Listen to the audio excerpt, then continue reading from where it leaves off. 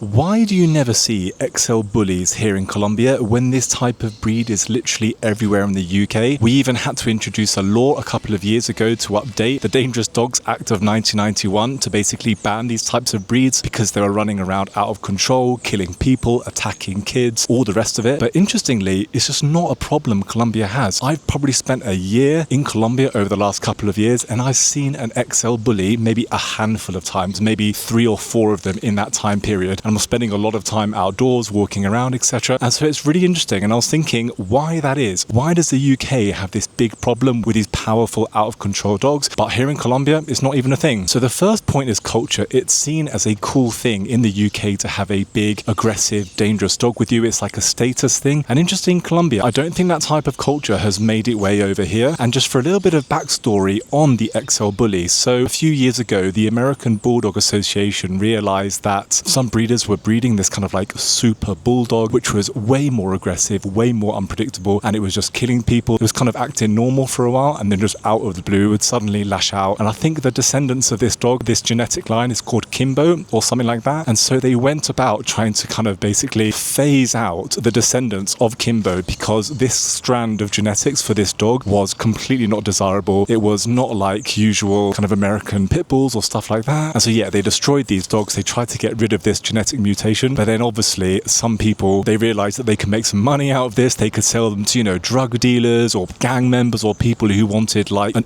XL version of a bully. That's basically how the name came about. This made its way over to the UK, and it got to the stage a few years ago where, yeah, as I just said, these dogs were just killing kids. They were running around rampant, attacking people. People would have to call the police on these dogs to get them shot. It was just a disaster. And interestingly, people were allowed to keep their XL Bullies because they were kind of nice members of the family, even though they were just like dangerous for killing kids or whatever. So even despite the ban in February 2024, there are still a lot of these XL Bullies in the UK. They're meant to be muzzled if they're in public because they weigh, 40 kilos, 50 kilos, and if their jaws locked around your arm, it would snap your arm off. But you just see them everywhere, even in nice parts of the UK, even in Notting Hill where I used to live. You'd walk down the street and you'd just see an XL Bully, and then 5 minutes later you'd see another one and another one. It's just really crazy, and it's not something that you experience here at all, which is overall great because these dogs are really dangerous. And so the second point, I think Colombia has tighter import controls over these dogs because they're relatively easy to get hold of in the UK. I think this underground world of kind of illegal dog breeding in the UK is really big. It's a big money maker, these puppy farms and everything. If you were in the UK and you wanted to buy an illegal XL Bully, I don't know, because you're a drug dealer, because you need to show your friends you're hard, you could probably buy one tomorrow. It will cost you a lot of money because obviously it's a money making thing, but you could get your hands on one. Whereas I haven't actually tried it myself, obviously, but if you were to try and buy an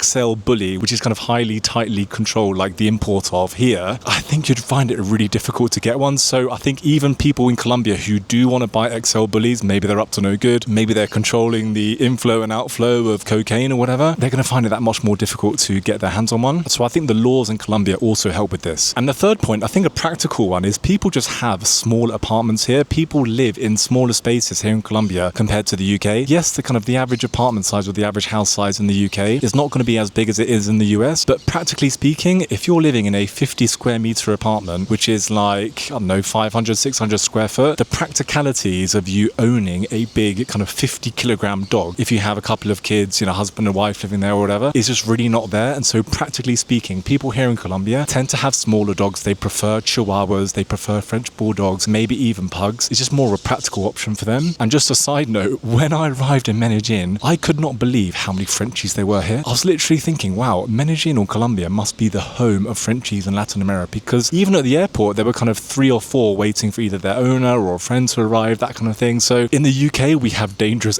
XL Bullies, which literally kill kids relatively regularly. And here they have Frenchies who are super cute and nice and everything. So yeah, but overall, I think people here in Colombia tend to prefer smaller dogs so it can fit in their apartment, so they're not too much trouble and everything. And potentially, economically speaking, it's also cheaper to have a small dog. I mean, these big XL Bullies, which weigh 50 kilos or 100 pounds or whatever, are going to be an absolute nightmare to feed. Can you imagine how much food they're required to eat? And so I think people maybe just think it's easier to have a smaller dog here. I also think Colombia doesn't have a problem with the supply of kind of big dogs. They have loads of stray dogs in Colombia. It's more kind of crossbred dogs and everything compared to the, purebreds or highly genetically inbred dogs that you get in the UK or other countries. And so yeah, if people really want a bigger dog, dog here in Colombia, maybe for protection, or maybe they got a finquita, or maybe they have some land they want to protect, or whatever it may be, they would maybe just go for like a cross, like a mixed dog that you see all the time here, rather than a highly bred specific breed of dog. Although from doing a bit of research, I have read that typically speaking, if you want a protection dog here in Colombia, you tend to go for like a Rottweiler or a